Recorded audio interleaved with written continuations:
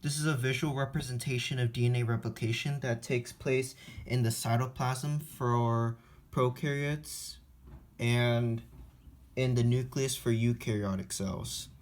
So this is a sugar phosphate backbone consisting of a phosphate group, deoxyribose sugar, and the nitrogenous bases connected by hydrogen bonds. So adenine goes with diamine, guanine goes with cytosine. So basically, when it starts off, it's just a DNA parent, and helicase separates the two parent strands from one another so DNA replication can begin. So topoisomerase is used to unwind the DNA as to prevent superbinding. Primase is used to bring RNA primer, which is basically the beginning nucleotide in the DNA replication process to even start this whole process.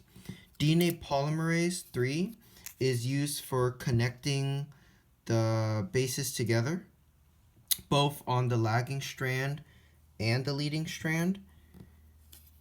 Since DNA polymerase 3 cannot continuously add nucleotides on the lagging strand, what we have is Okazaki fragments, which are sequences of nucleotides that have gaps in between them. So such as this, and pretend there's like another set of nucleotides here, and basically the DNA polymerase 1 would connect the two together. Ligase is used to connect the joining nucleotides together by forming bonds between the phosphate groups, as shown right here, and the sugar, that bond right there. And there are 3 types of DNA mutations, one being a base mutation, where bases are switched from, let's say, adenine to guanine. There is also deletion, where a whole set of nucleotides would be deleted. So let's say guanine and cytosine would be deleted. Or insertion, where let's say another pair of nucleotides would just insert themselves in here. Let's say cytosine and guanine, which would affect the DNA.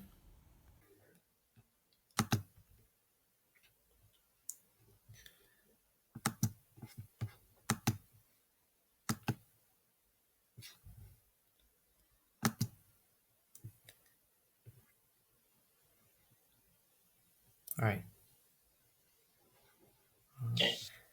3. Wait, why didn't it work? Why didn't it work? I don't know, because of permission. All right. Okay. 3, 2, 1. All right, so we're going to be doing DNA transcription. So the DNA sequence we used was AT, TA, GC, GC, AT, CG, AT, CG, AT, CG, AT, GC. And for the RNA transcription, we used the second strand, or TACCTGTGTGTC, and the template strand is shown. And the RNA duplicate would be AUGGACACACAG, as shown. Next. So the first step in RNA transcription is initiation. The entire process is maintained by RNA polymerase, the enzyme that creates the mRNA, just as DNA polymerase creates DNA molecules. There is a promoter sequence of DNA that initiates the process. This starts at hollow enzymes comprised of 5 subunits located 35 and 10 bases before the transcription site. The hollow enzymes are created of certain combinations of TTGACA and certain combinations of TATAAT, 10 bases and 35 bases before the transcription site. The different combinations will affect the strength of the RNA polymerase. Once the RNA polymerase forms, it travels along the DNA template, synthesizing mRNA as it goes along the strand. The synthesized mRNA is created according to the base pair rule, but adenosine is paired with uracil instead of thymine. This new strand of RNA is complementary to the template strand. The production is anti-parallel to the existing strand, is elongation. As the RNA polymerase continues down the template, the double helix structure of the DNA is unwound and loosened so the RNA polymerase can continue down the strand. The hydrogen bonds behind the polymerase are repaired as the polymerase goes along the template strand. This image shows the process of elongation and how the DNA double helix is unwound and wounded again. And then next. So there are two processes in which the RNA polymerase can stop transcribing in the DNA.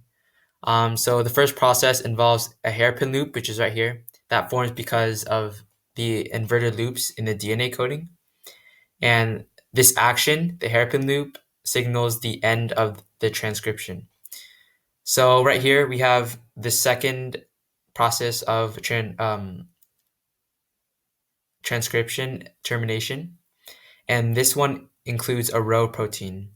So right here you can see the rho protein. This is a Greek letter for the rho protein, and the rho protein travels along this DNA strand, and once it reaches this RNA polymerase, the RNA polymerase drops off, and because of that, it dissociates.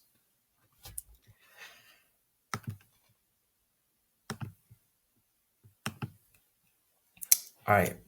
So the difference between the prokaryote and eukaryote transcription is, for one, in prokaryotes, transcription occurs outside the nucleus, when inside the cytoplasm, and in eukaryote cells, transcription occurs inside the nucleus as opposed to in the cytoplasm. Thanks for watching. The amino acid sequence is MET, ASP, THR, and GLN. So the way we get this is from the DNA template, we convert it into RNA, then we convert the RNA into the amino acid sequence through the chart. Translation is a process that occurs in the cytoplasm of a eukaryotic cell and a prokaryotic cell. During this process, a polypeptide is synthesized using the genetic information encoded within an mRNA molecule.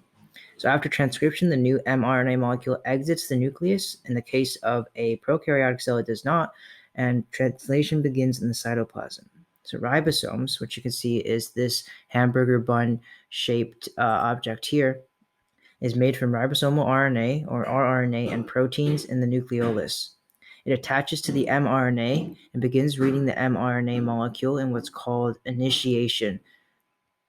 So the ribosome has three binding sites: the A binding site, the P binding site, and the E binding site, also known as the exit site. And so what we can see here is tRNA, or transfer RNA, can bind to specific amino acids in the cytoplasm. And so in addition, on parts of tRNA, they have what are called anticodons, which are complements of the codons on the mRNA sequence. In other words, it matches with the mRNA codon, allowing the correct amino acid to be incorporated into the growing polypeptide. And so as the ribosome begins to read the mRNA in what's called elongation, this tRNA with anticodon CUG enters into site A.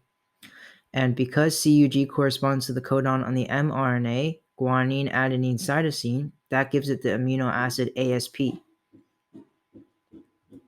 the next step, the anticodon CUG, the tRNA that was originally in the A binding site, moves to the P binding site and binds with the amino acid MET that was from the anticodon UAC on this tRNA. And this tRNA was originally in the P binding site, but now moves to the E binding site, or the exit site, and is ready to leave the ribosome in order to be used again later or in future processes. And so the ASP amino acid binds to the MET or methionine amino acid by creating a peptide bond and begins the growing polypeptide chain. As it continues reading, another tRNA with the anticodon UGU, which corresponds to the codon on the mRNA, adenine, cytosine, adenine moves into binding site A. And so the same thing occurs. The anticodon that was originally in binding site A then moves to binding site P, allowing THR, the amino acid, to bind to the previous two amino acids by a peptide bond. And the tRNA with anticodon CUG that was originally in the P binding site moves to the E binding site. And this happens one more time with the anticodon GUC for this tRNA with the corresponding amino acid of GLN. And at the end, this part of the polypeptide chain, MET-ASP-THR-GLN, is the amino acid sequence that is produced. And the translation will terminate once the ribosome reaches a codon that is called a stop codon.